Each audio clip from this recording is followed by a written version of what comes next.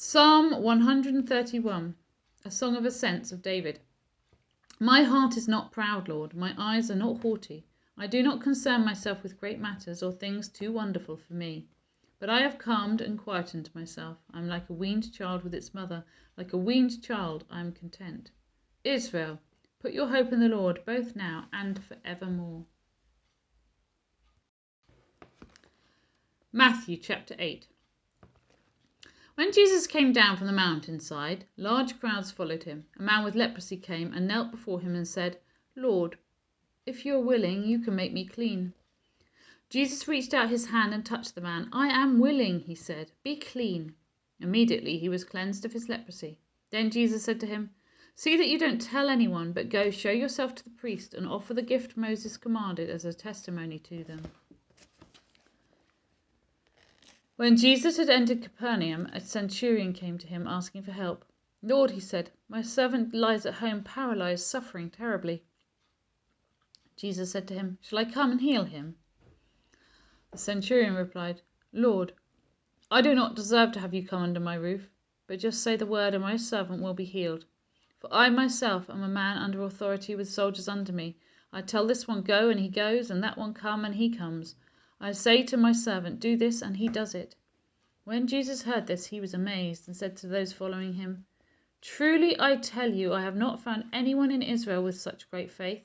I say to you that many will come from the east and the west and will take their places at the feast with Abraham, Isaac, and Jacob in the kingdom of heaven.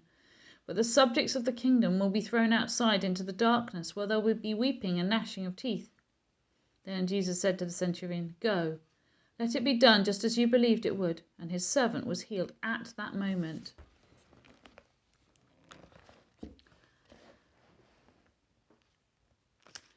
When Jesus came into Peter's house, he saw Peter's mother-in-law lying in bed with a fever. He touched her hand, and the fever left her, and she got up and began to wait on him. When evening came, many who were demon-possessed were brought to him, and he drove out the spirits with a word and healed all who were ill. This was to fulfill what was spoken through the prophet Isaiah. He bore up our infirmities and bore our diseases. When Jesus saw the crowd around him, he gave orders to cross the other side of the lake. Then a teacher of the law came to him and said, Teacher, I will follow you wherever you go.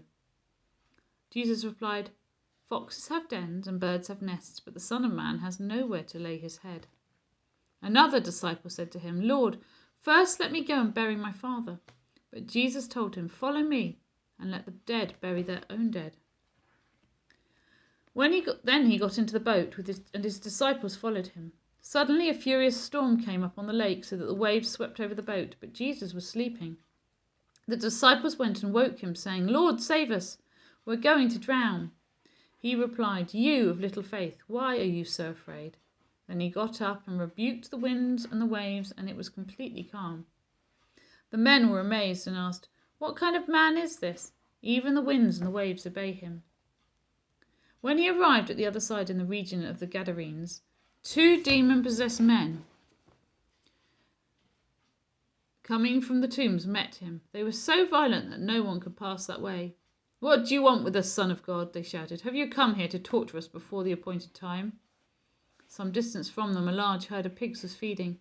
The demons begged Jesus, If you drive us out, send us into the herd of pigs. He said to them, Go. So they came out and went into the pigs, and the whole herd rushed down the steep bank into the lake and died in the water. Those tending the pigs ran off, went into the town and reported all this, including what had happened to the demon-possessed men. Then the whole town went out to meet Jesus, and when they saw him, they pleaded with him to leave their region.